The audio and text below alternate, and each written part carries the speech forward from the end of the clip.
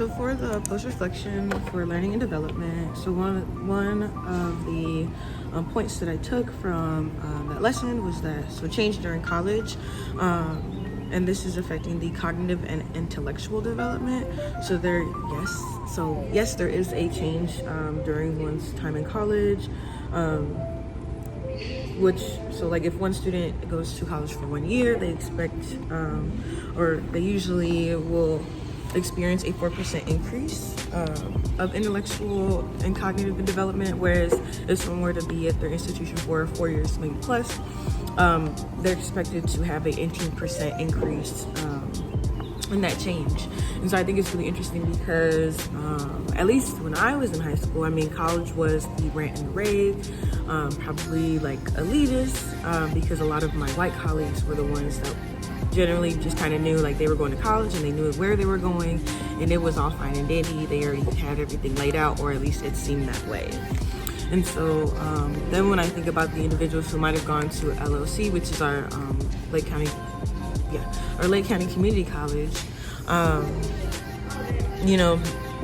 have they also experienced a increase in their learning and cognitive development, or are they experiencing maybe a lower rate, or maybe just not as large of a gap if they attended 1 year to maybe 4 years, depending on especially what they studied. Secondly, net effects on college, and change or development during college is the result of college attendance. Addie brought up a good point about that's really hard that's really hard to gauge, because you will need some data and or feedback from those who are in college currently, but also those who have not gone to college. And so just trying to collect all of that data would be really hard, because not everyone has the same access, but also that means info sharing. And then 3, that means you have to kind of tap into certain groups or populations of peoples who may or may not have access to the things needed in order to gather this data. Which, I'm not surprised that it would come to be unknown/inconclusive.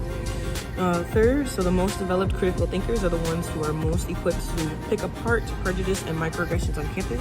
I would agree.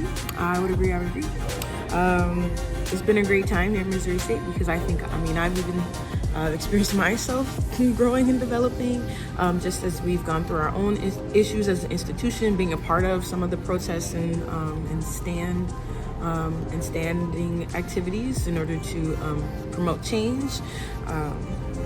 And so, I definitely can, that's a good shift. Yeah, that's correct. And then lastly, the point that I just took away, especially overall, is it's not what you teach, it's how you teach that can make a big difference. There's also kind of conversation about STEM fields, and how seeing some of their homework makes some of us real cringy, because it's really intense. But the reality is that sometimes it's not necessarily about the content, it's about who's teaching it, and also maybe the way that they are teaching it, which I think is also continues to speak volumes, because not all coursework is the same, but also what might be expected of a student might not be expected the same way of a student at another university, or maybe just in another program. And then also we just learn differently, and so that's something that is normal. I think that is just a human trait. So those are the points I took away from that lesson.